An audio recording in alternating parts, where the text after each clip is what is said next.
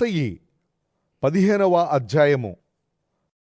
అప్పుడు పరిసయ్యులు, ధర్మశాస్త్ర పండితులు కొందరు జెరూసలేం నుంచి యేసు దగ్గరికి వచ్చి ఇలా అన్నారు: మీ శిష్యులు భోజనం చేయకముందు చేతులు కడుక్కోకుండా పెద్దల సాంప్రదాయాన్ని మీరుతారెందుకు? అందుకాయన వారికిలా బదులు చెప్పాడు: మీరు మీ సాంప్రదాయం కోసం దేవుని ఆజ్ఞను మీరుతున్నారెందుకు?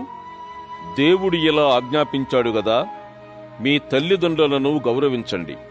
తల్లిని గాని తండ్రిని గాని దూషించే వారికి మరణశిక్ష విధించి తీరాలి.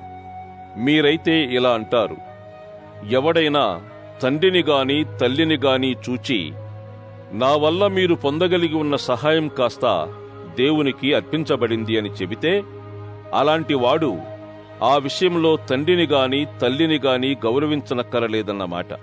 ఈ విధంగా మీ సాంప్రదాయం కోసం దేవుని ఆజ్ఞను రద్దు చేస్తున్నారు. మీరు కపట భక్తులు. మీ విషయం యెషయా ప్రవక్త ముందుగా పలికినది సరిగానే ఉంది.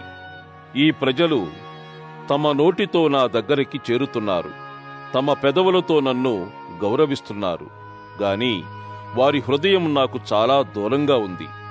వారు నన్ను వ్యర్థంగా ఆరాధిస్తున్నారు. మానవ కల్పితమైన ఆదేశాలను దేవుని ఉపదేశాలుగా బోధిస్తున్నారు. అప్పుడు ఆయన జనసమూహాన్ని దగ్గరికి పిలిచి వారికిలా చెప్పాడు: వినండి, గ్రహించండి. నోట్లోకి వెళ్లేది మనిషిని అపవిత్రం చేయదుగాని నోట్లోనుంచి వచ్చేదే మనిషిని అపవిత్రం చేస్తుంది. అప్పుడు ఆయన శిష్యులు ఆయన దగ్గరికి వచ్చి, ఈ మాట విన్నప్పుడు అది పరిసయ్యులకు అభ్యంతర కారణం అయ్యింది తెలుసా అన్నారు. అందుకాయన ఈ సమాధానం చెప్పాడు: నా పరమ తండ్రి నాటని ప్రతి మొక్కను వేళ్లతో పెరికివేయడం జరుగుతుంది. వారిని విడిచిపెట్టండి. వారు గుడ్డివారికి దారి చూపే గుడ్డివారు. గుడ్డివాడు మరో గుడ్డివాడికి దారి చూపితే ఇద్దరూ గుంటలో పడిపోతారు. అప్పుడు పేతురు, ఆ ఉదాహరణ మాకు వివరించండి అని ఆయనకు జవాబిచ్చాడు. యేసు అన్నాడు: ఇంకా మీరు కూడా మందబుద్ధులేనా? నోటిలో వేసుకునేదంతా కడుపులోకి పోయి విసర్జించబడుతుంది. కాని నోట నుంచి వచ్చేవి హృదయంలో నుంచి వస్తాయి. ఇవి మనిషిని అపవిత్రం చేస్తాయి. మీరింకా ఇది గ్రహించడం లేదా? హృదయంలో నుంచి చెడ్డ తలంపులు, హత్యలు, వ్యభిచారాలు, లైంగిక అవినీతి, దొంగతనాలు, దొంగ సాక్ష్యాలు, దూషణలు వస్తాయి. ఇలాంటివే మనిషిని అపవిత్రం చేస్తాయి. గాని చేతులు కడుక్కోకుండా భోజనం చెయ్యడం మనిషిని అపవిత్రం చేయదు. యేసు అక్కడి నుంచి బయలుదేరి తూరు సీదోను ప్రాంతానికి వెళ్ళాడు. అప్పుడు ఆ ప్రాంతంలో నివసించే కనాను స్త్రీ ఒకటి వచ్చి ఆయనకు ఇలా బిగ్గరగా చెప్పింది: స్వామీ, దావీదు కుమారుడా, నా మీద దయ చూపండి. నా కూతురును దయ్యం ఘోరంగా పట్టింది.